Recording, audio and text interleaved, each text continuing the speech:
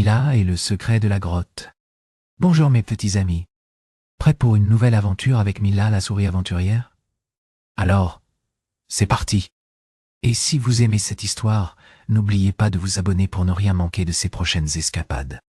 Mila la souris aventurière adorait explorer. Elle connaissait chaque recoin de la grande grotte, des galeries scintillantes aux passages secrets. Un jour, son ami Tom la tortue patiente lui confia une inquiétude.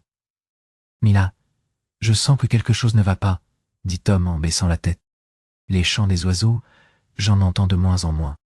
Et les ailes des papillons ne vibrent plus comme avant. » Mila prit son localisateur de biodiversité, un petit casque en forme de coquillage. Elle l'enfila sur ses petites oreilles. Cet appareil magique lui permettait d'entendre tous les sons de la nature, même les plus discrets. Elle ferma les yeux et écouta.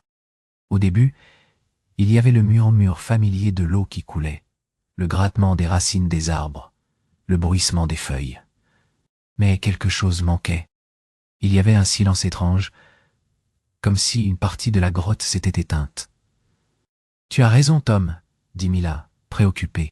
« Il y a moins de sons, moins de vie. » Elle décida de mener l'enquête. Elle commença par interroger Monsieur Hibou, le sage de la grotte. Monsieur Hibou lui expliqua que les oiseaux avaient commencé à quitter la grotte, car leur nourriture, des petites baies rouges, avait disparu. Mila se rendit à l'endroit où poussaient les baies rouges. Elle découvrit alors, cachées derrière des rochers, de grandes flaques de boue noire. La boue empestait et recouvrait les plantes. Elle se souvint alors d'une vieille légende racontée par sa grand-mère, une souris très savante. La légende parlait d'un secret caché, un dépôt de pierres magiques, qui si mal utilisé pouvait empoisonner la terre.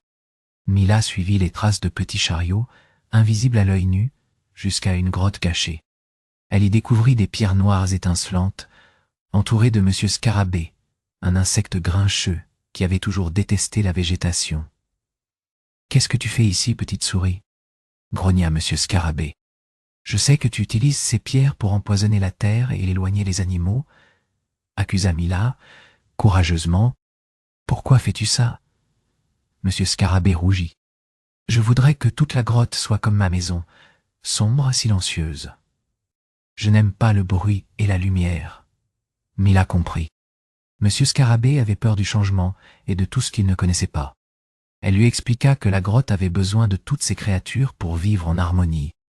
Elle lui montra son localisateur de biodiversité et lui fit écouter le chant des oiseaux, le murmure des arbres, le bruissement des feuilles. « Tu entends ? C'est magnifique, » dit Mila. « La grotte est plus belle quand elle est pleine de vie. » Monsieur Scarabée écouta attentivement. Pour la première fois, il entendit la beauté de la nature. Il accepta de retirer les pierres noires et de laisser la végétation reprendre sa place. Mila et Tom aidèrent à nettoyer la boue et à replanter les baies rouges. Bientôt, les oiseaux revinrent, les papillons vibrèrent à nouveau et les chants emplirent la grotte. Mila la souris aventurière avait résolu le mystère et rendu la vie à la grande grotte. Elle savait que même les créatures les plus grincheuses pouvaient changer, à condition de leur montrer la beauté du monde qui les entourait. Et il y avait toujours un secret à découvrir, une énigme à résoudre pour préserver la nature fragile et merveilleuse qui nous entourait. Voilà, mes petits explorateurs, la fin de l'aventure avec Mila. J'espère que vous avez aimé. À bientôt pour de nouvelles histoires. N'oubliez pas de prendre soin de la nature autour de vous, elle est précieuse.